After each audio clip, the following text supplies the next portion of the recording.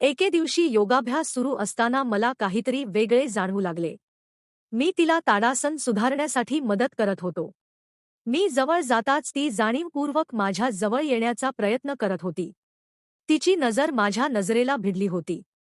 त्या नजरेत एक अशी मागणी होती जी ती शब्दात सांगू शकत नव्हती. तिची त्वचा माझ्या हाताला स्पर्श करत होती आणि त्या स्पर्शाने माझ्या अंगावर काटा आला. मुंबईच्या वेगवान जीवनात स्वतःची ओळख निर्माण करणं सोपं नसतं, पण मी माझ्या कष्टाने एक यशस्वी योग शिक्षक म्हणून नाव कमावले होते. सकाळी 5 वाजल्यापासून माझे सत्र सुरू व्हायचे. मी स्वभावाने अत्यंत शिस्तप्रिय आणि कडक शिक्षक होतो.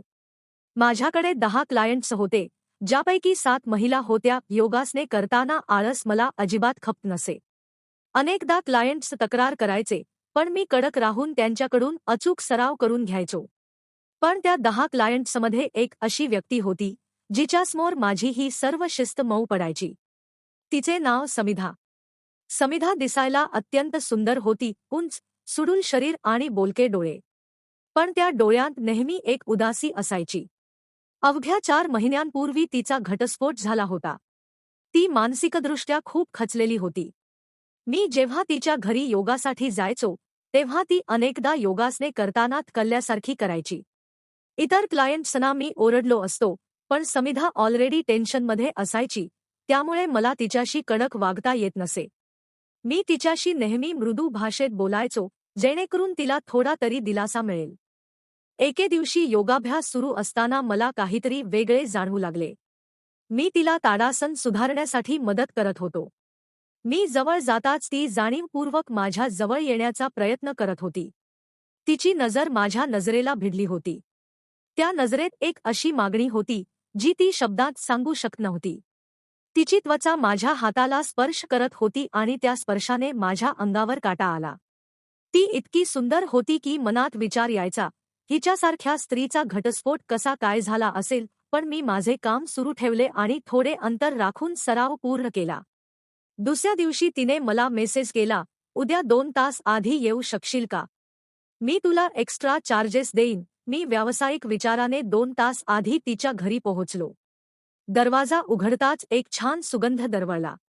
समिधाने माझ्यासाठी खास नाश्ता बनवला होता. आज आपण आधी नाश्ता करूया, मग सराव, ती हसून म्हणाली.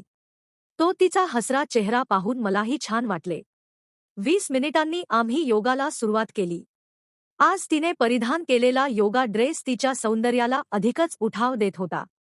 सराव सुरू असताना तिची नजर सतत माझ्या डोळ्यात होती. भुजंगासन करताना ती जमिनीवर झुकली होती आणि वर बघताना तिचे डोळे फक्त माझा वेध घेत होते. अचानक तिने माझा हात पकडला. तिचे हात थोडे थरथरत होते. मला खूप एकटेपणा जाणवतोय, ती हळूवार आवाजात कुजबुजली.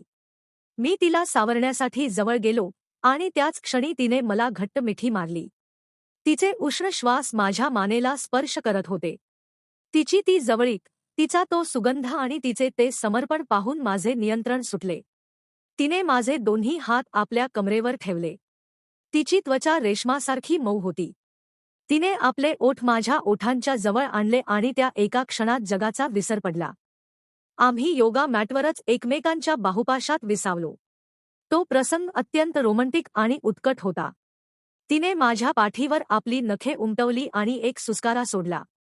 तिच्या स्पर्शात एक प्रकारची आर्तता होती, जणू ती कित्येक दिवसांपासून या प्रेमासाठी आसुसलेली होती. तिने मला अधिक जवळ ओढले आणि त्या एकांतात फक्त आमच्या श्वासांचा वेग वाढत होता. तिचे ते विखुरलेले केस आणि तिचे ते लाजणे एखाद्या अप्सरेपेक्षा कमी नव्हते. त्या 2 तासात आम्ही एकमेकांमध्ये पूर्णपणे हरवून गेलो होतो. तिचे शरीर आणि मन दोन्ही माझ्या स्वाधीन झाले होते. तिच्या त्या स्पर्शाने माझ्या मनातील सर्व शिस्त विरघळून गेली होती. तिने दिलेल्या प्रत्येक मिठीत एक आश्वासन होते की आता ती एकटी नाही. जेव्हा सर्व काही शांत झाले, तेव्हा समिधा माझ्या खांद्यावर डोके ठेवून शांतपणे बसली होती. तिच्या चेहऱ्यावर आता पूर्वीसारखी उदासी नव्हती, तर एक वेगळीच चमक आणि तृप्तता होती. तिच्या घटस्फोटाच्या जखमा आता माझ्या प्रेमामुळे भरून येत होत्या. तू माझ्या आयुष्यात आलास, हे माझं नशीब आहे, ती म्हणाली. आज मी तिचा फक्त योग शिक्षक नाही, तर तिच्या आयुष्याचा आधार आहे. समिधा आता नैराश्यातून पूर्णपणे बाहेर आली आहे. तिने पुन्हा एकदा जगाकडे बघायला सुरुवात केली आहे. आम्ही ठरवले आहे की भूतकाळातील कटू आठवणी विसरून आम्ही एकत्र एका नवीन आयुष्याची सुरुवात करू. योगामुळे आमची शरीरं जोडली गेली होती, पण त्या दिवशीच्या त्या एकाच क्षणांनी आमची मनं कायमची जोडून दिली.